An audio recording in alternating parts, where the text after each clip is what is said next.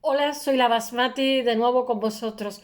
Hoy os voy a hablar de Beruet, que es un pintor maravilloso, pero es complicado elaborar un perfil con todos los rasgos que hacen de Aureliano Beruete, perdón, Moret, porque después tiene un hijo que también se dedica a lo mismo, que nace en 1845 y 1912.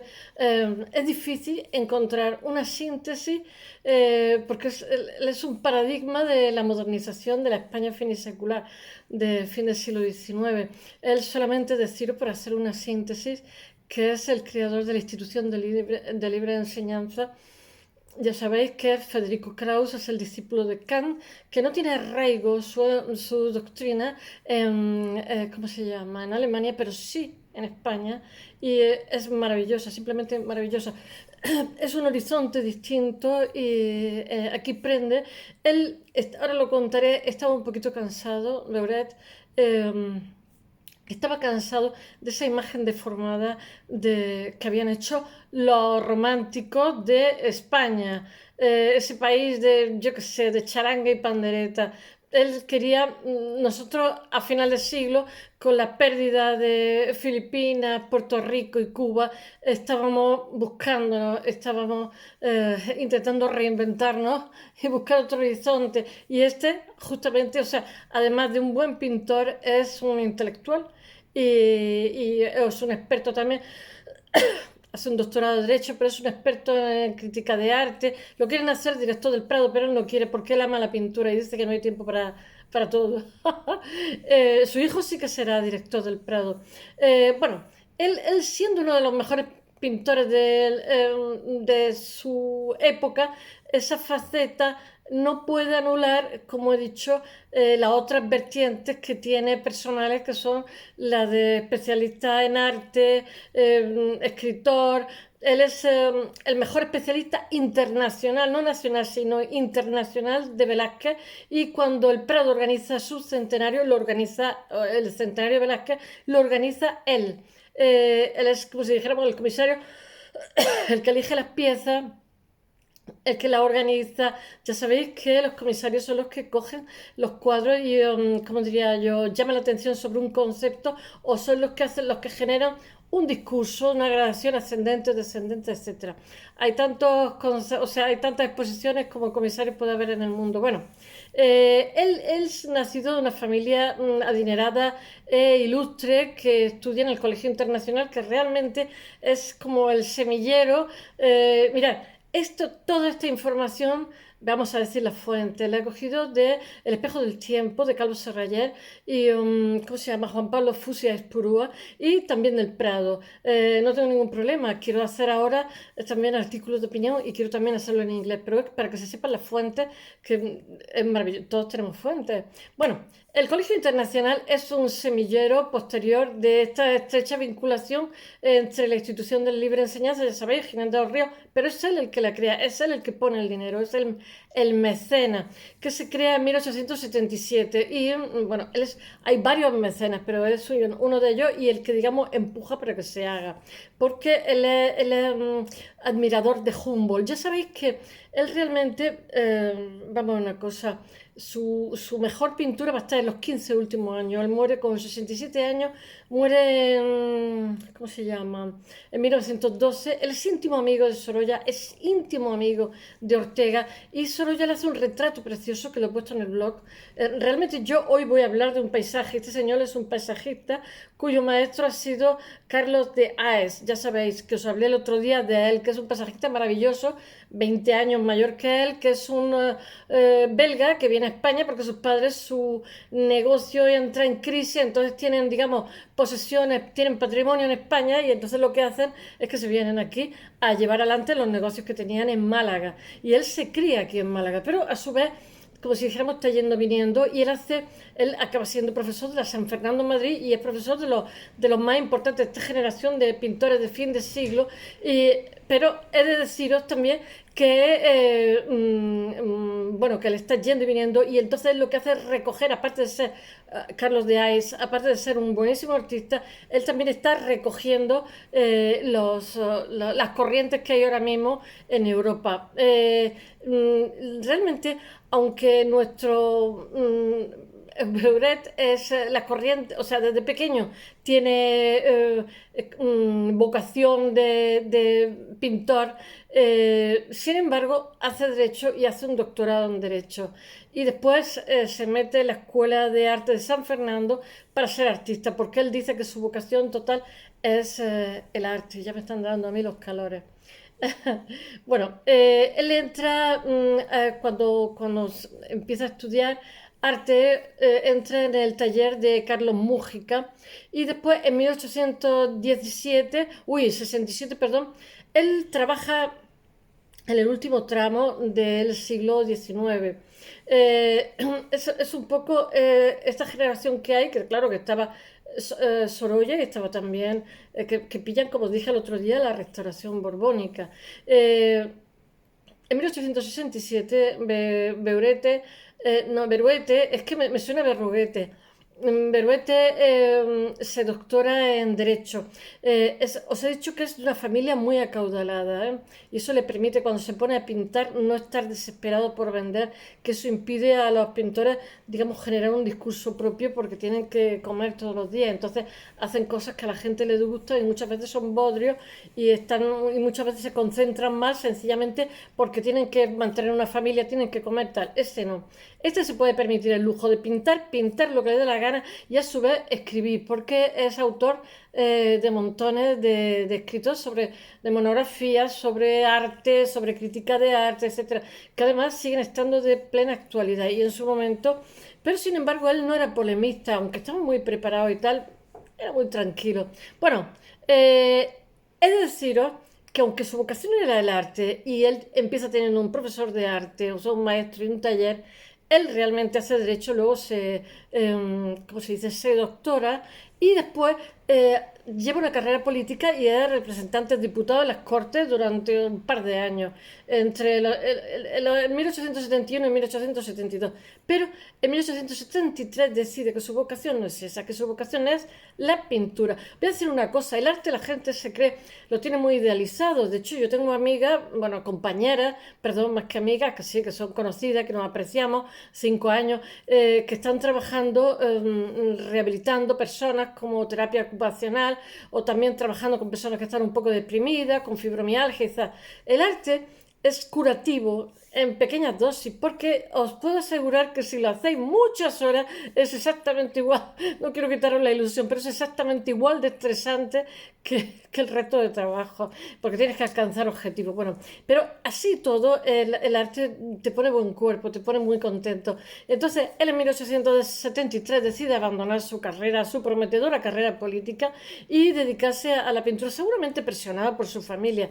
Y entonces decide dejarlo todo, de ser diputado, su prometedora carrera política, entonces se mete en la San Carlos, San Carlos no, San Fernando, siempre lo confundo con Valencia, se mete allí para hacerse pintor. Y ahí es donde encuentra a nuestro Carlos de Aes, en la San Fernando. Y nuestro Carlos de Aes, que como he dicho, es un pintor criado en España, que es belga, que ha pasado toda la infancia aquí, que es profesor allí y que realmente hace de eco con lo que está ocurriendo en Europa en estos momentos. Y además les dice a sus chicos, ahora lo diré, se los lleva por todos sitios a pintar, toma paisajes del natural y también les aconseja que viajen, claro, que viajan del grupo que tiene de buenísimos pintores, solamente hay dos, que es este y otro más, que lo conté el otro día, que no me acuerdo cómo se llama, que son de familia rica, que les permite poder tirarse 10 años por ahí trabajando, conociendo otros ambientes, como en Bélgica, etcétera. Bueno, inicia su carrera como pintor, como pintor profesional en los últimos 20 años del siglo XIX. Pero como he dicho, muere con 67 años y sus últimos 15 años son la pintura más madura que tiene. Me refiero con un discurso propio y bueno, con unos resultados excelentes, sin ser pretenciosos, muy bonitos, porque él sigue también la senda del maestro de Carlos Aes, pero sin embargo Carlos Aes es mayor que él 20 años, y entonces él hace paisajes, pero hace otros motivos totalmente diferentes a su manera, a su maniera. Bueno, os he dicho que Sorolla, cuando muere, hace una exposición en su casa con la pintura de él y le rinde como un homenaje, porque lo apreciaba muchísimo. Bueno, dado su patrimonio, como he dicho, puede llevar una carrera sin agobios, sin altibajos, sin necesitar vender a rico, sencillamente. A la vez, y además se dedicaba a viajar, viajó muchísimo por América, viajó muchísimo por Europa, viajó por todo el mundo. Es que os estoy hablando finales del siglo XIX y principio del XX, algo que no era posible si no tenían mucho dinero. Bueno, y entonces además él, claro, él se hace eco de todo lo que hace Sisley, de todo lo que está pasando en Inglaterra, de todo lo que está pasando en Francia, etcétera.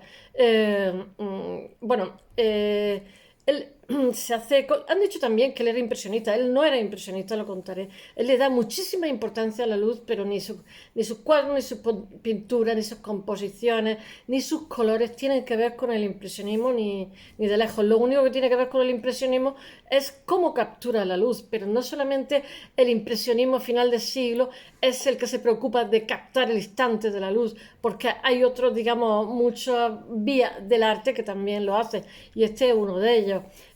Bueno, él tiene una interesante actividad intelectual centrada en la crítica de arte, como he dicho antes, y en la investigación de la historia del arte. Él tiene mucho de Velázquez también, la forma de pegar la pincelada. Pero es que tener en cuenta que en España tenemos una tradición maravillosa de pintura. La escuela que tenemos del siglo XVII es bestial. Bueno, entre sus publicaciones destacan las aportaciones que hacen de un estudio de Velázquez que se convierte en una de las.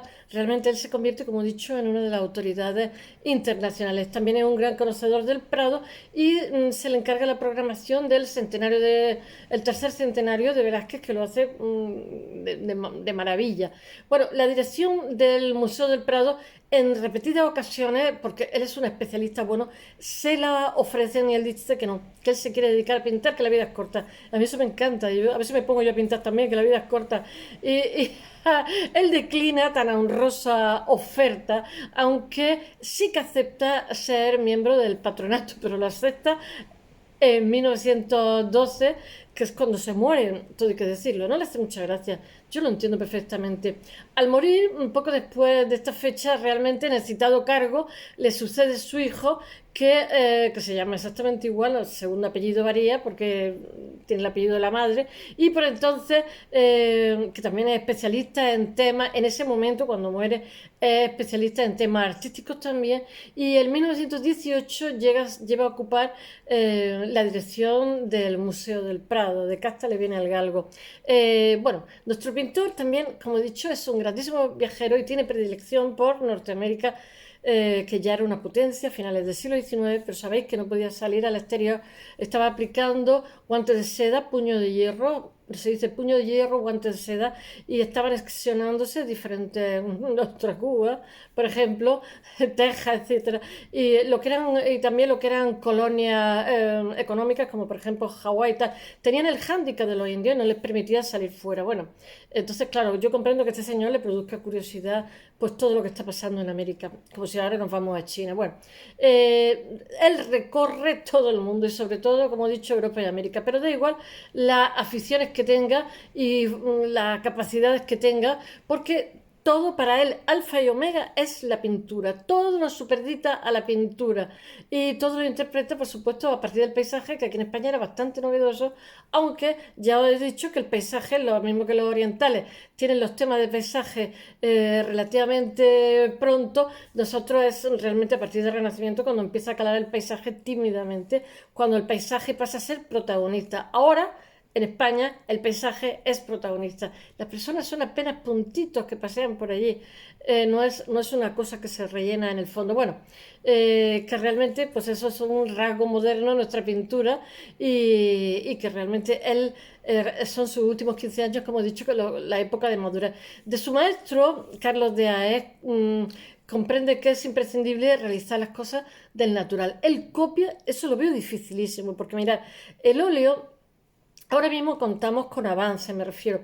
Ahora mismo hay secativos, antiguamente estaba el secativo de cobalto, debe ser un veneno horrible porque te da dolor de cabeza y craquela el óleo, pero te permite el óleo, digamos, terminar rápido.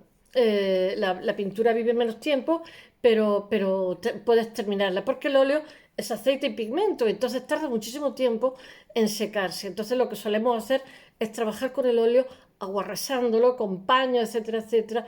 Y bueno, pero él trabaja, actualmente tenemos una resina, no sé si se llama Adist, o no me acuerdo cómo se llama, una resina que creo que yo la usaba, que era de una casa inglesa, que son caras, y entonces se le añade la pintura al óleo y yo tengo la sospecha que la convierto en pintura plástica, pero bueno, no me hagáis mucho caso.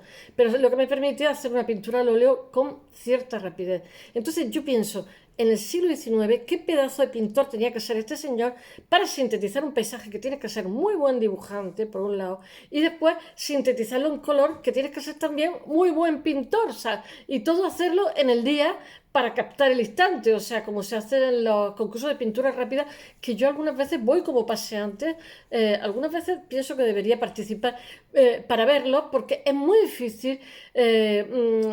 Yo no he ido a concursos de pintura rápida, pero los conozco, he pintado bastante, y entonces, si estás pintando del natural, tienes que tener cuidado de no poner sombras, porque, claro, pues si no pones sombras, también varían los colores. Pones la sombra al final, porque trabajas contra el reloj, y tienes mucho cuidado de no empastar demasiado, porque si no, aquello se te hace una mantequilla. Y normalmente lo que hacíamos era, que también es otra opción, trabajábamos en acrílico y terminábamos en óleo, que eso se hace muchísimo, la gente no lo sabe, pero bueno, no tiene ni comparación, pero claro, es que, digamos, le da un tratamiento, le da una base a la pintura y después le va superponiendo pintura y después la termina en óleo, con lo cual, pero en aquella época, estamos a finales del siglo XIX, no había pintura plástica. Y yo digo, madre mía, ¿cómo lo haría? ¿Cómo copiaría el paisaje, el instante? ¿Cómo copiaría la luz?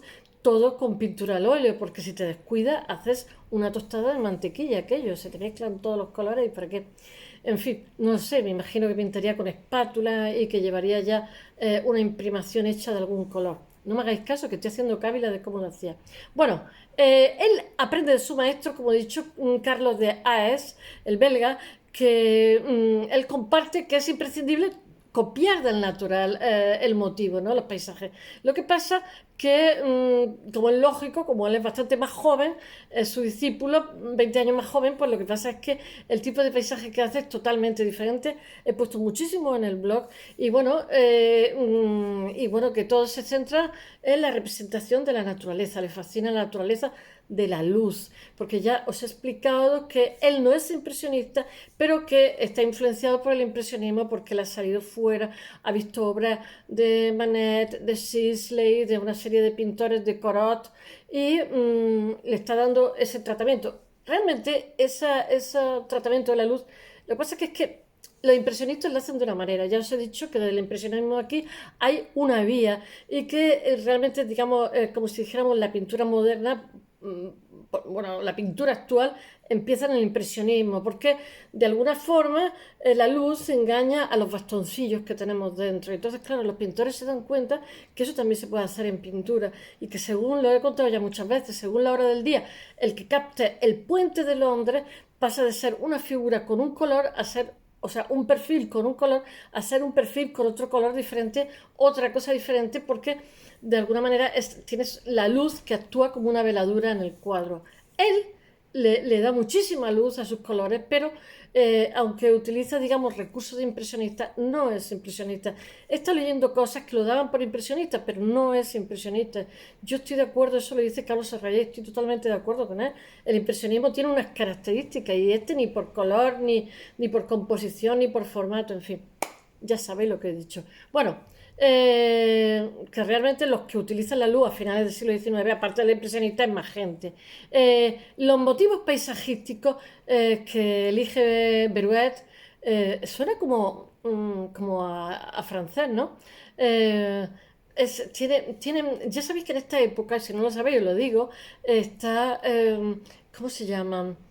No me acuerdo. Hay una corriente filosófica que es lo que pasa en cada época, ¿no? Lo mismo que ahora, ya os conté ayer el Pritzker, que hay la sostenibilidad, el vegetarianismo, está el respeto al contexto, respeto a las culturas diferentes, etcétera.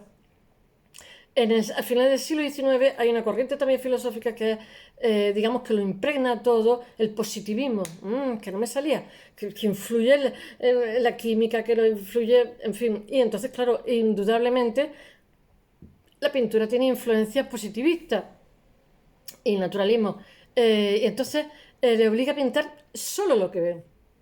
El positivismo, por ejemplo, en nuestro organismo somos producto exactamente de nuestra química. Después se ha sabido que no, que la psique actúan montones de factores más, ¿no? Pero digamos ya estamos en una época más científica, muchísimo más moderna, y eso lo recoge también la pintura. Por eso no estoy haciendo introducciones históricas, pero creo que el próximo día las voy a hacer porque es imprescindible, porque si no, la pintura es simplemente, como dice Hegel, el eco de lo que está pasando, la pintura y el arte en general, el eco de lo que está sucediendo en la sociedad se refleja aquí. Aunque parezca curioso, pero es así. Bueno, él es adinerado y culto y cosmopolita y como aunque esté alejado de su lugar de residencia habitual, está vinculado a los, ¿cómo se llama? A los ideales de la institución de libre enseñanza y que realmente es él el que la funda porque es el que pone dinero, el que tiene la idea, etcétera, con Julián de los Ríos. Y bueno, que es una maravilla. Y que se replantea realmente investigar, como he dicho, la verdadera imagen de España desde una perspectiva científica muchísimo más moderna y no que había estado, y no los planteamientos, o sea, más desde los planteamientos de Humboldt y en general de los pensamientos positivistas de finales del siglo XIX, desde el positivismo de la geografía, la antropología, etcétera, etcétera. Bueno, por eso le paisajista. De esta manera, frente a la imagen romántica totalmente deformada, dibujada, es una caricatura que traza los europeos que realmente están industrializados y se vienen porque nuestro país, aunque es pobre, es un país muy alegre, muy peculiar y muy sorprendente. Los institucionalistas que le llaman a la institución de la libre enseñanza realmente están alentando la investigación moderna del paisaje como un fenómeno físico, histórico, antropológico, planteándose la concepción pues como de un inventario exhaustivo de todos los elementos que lo configuran. Entonces hay otra manera de ver las cosas, hay otra sensibilidad, otro filtro. Y desde esa perspectiva, aunque Beruet tuviera una concepción tan dramática y política de la identidad de España, o sea, aunque no tuviera una visión tan trágica como los de la generación del 98, es curioso que centre su mirada en el mundo castellano, porque le hace muchísimo, le hace que si Toledo, que si el Jarama, todo eso, que la orilla, la Sierra de Gredos, y bueno, que es como el paisaje castellano es duro, es muy duro, pero muy poético también, ¿eh? Yo conocí Tarde Soria y cuando lo conocí hacía un frío, me fui a ver una exposición, estaba haciendo un máster y me fui porque vivía en Benidorm y hacía calor y me fui como del verano al invierno, me fui comprando ropa por el camino porque me moría de frío. Pero así todo, cuando llegué a Soria entendí que Machado hiciera Campos de Castilla allí porque aunque era una estepa, era de bonito. Me pareció preciosísima Soria. Yo pensé, ¿cómo he tardado tanto en conocerla? Me gustaba todo, los pueblos abandonados, los que no estaban abandonados, la comida, la gente educadísima, de una dulzura. Y bueno, desde entonces ya miro los paisajes de Castilla desde otra perspectiva. Y yo digo que me pasé todo el viaje, ¡ah! ¡Qué frío! No soporto el frío. Pero lo recuerdo, o sea, y estuve y dije, tengo que volver. Bueno, eh, que que él en su concepción estética naturalista, tengo que mirar algunas veces las fechas, que no me las sé, tiene los mejores paisajes, bueno, que dentro de su concepción, ya sabéis, final del siglo, naturalista, con influencia de la luz, del impresionismo y tal, se dedica a hacer los arrabales de Madrid. Y hoy hay uno de los cuadros, es el cuadro que me he puesto, es uno de los cuadros del Arrabal de Madrid, la Sierra de Guadarrama, etcétera, etcétera. Lo que no hace es sino, digamos, enlazar con la tradición pictórica española más moderna de Velázquez a Goya, que lo hacen también. Y se ha hablado mucho sobre el hipotético impresionismo, como he dicho, de Verguer, pero para nada... que no, que ni tiene pintura, ni tiene colores. Él escribe que Boudin, lo escribe él, Boudin, Claude Monet, Sisley, engrandecen los horizontes del paisaje, logrando vibración de la luz en los objetos. Por eso él, como viaja tanto, tiene de primera mano una información que los que están aquí no la tienen. Pero claro, cuando él pinta, los de aquí ya tienen información de primera mano de lo que está pasando por ahí. Él tiene una palabra que odio en arte que se llama la paleta de colores. Bueno, pues es que como no sé cómo decirlo de otra manera, él tiene una paleta muy clara y su manera de encuadrar el paisaje, de encajar el paisaje y de dar las pinceladas tienen poco que ver, poco o nada que ver con los impresionistas y tiene una delicadísima sensibilidad que está más próxima de Boudin o Sisley y concierta mejor con Corot y d'Aubigny, como he dicho antes. Aunque refinado y cultivado y bien informado, Beuret no es doctrinario, ni fogoso, ni colérico, ni entra, que está muy de moda en aquella época, en las tertulias, ni entra, digamos, lucha, ¿cómo se dice? De tesis, antítesis, ¿cómo se dice? Dialécticas con iguales. Y él está muy bien, hubiera podido si hubiera querido. Él no quiere nada más que pintar. Y él tiene, pues, como un cierto eclecticismo. Bueno, genera un discurso propio, como he dicho, y define una gama de colores cromáticas, de tonos de ocre, rojizos, verdosos. Es una precisidad todos los paisajes que hace, son de buen gusto y malva, entreverado con reverberaciones muy luminosas, delicadas. Él no solamente es un buen pintor, sino un singular contexto es muy singular en el contexto del paisaje español. Todas estas características muestran el cuadro del que en teoría tendría que haber hablado hoy, que no he hablado, porque he hablado de cualquier cosa menos de eso, de la institución de la libre enseñanza, de las tradiciones de que pinta los arrabales de Madrid, pero bueno, vale, es un paisaje que reproduce uno más de los paisajes, porque tiene también de Ávila, de tal, tiene los alrededores de Madrid y los alrededores de la provincia de Madrid. Y él realmente, el paisaje que he puesto hoy, es un lugar que a él le gustaba y que iba mucho y al final decide pintarlo. Ya sabéis que los pintores actúan mucho de pintar a sus amigos, pintar a sus novias, pintar los lugares, porque el ego que genera se va haciendo grande. No, y porque me parece muy bien, para que tienen que pintar algo que no les guste. Bueno, las ciudades de la pradera de San Isidro abarca el río Manzanares, la montaña del Príncipe Pío. La montaña del Príncipe Pío, siempre me acuerdo de eso, me acuerdo de la matanza del 3 de mayo, el fusilamiento, que es en este sitio. Y sí, que ver qué asociaciones hago. El Palacio Real, las cúpulas de San Francisco y San Andrés y todo el caserío de este arrabal. Espero que os haya gustado. Mañana volvemos con arquitectura.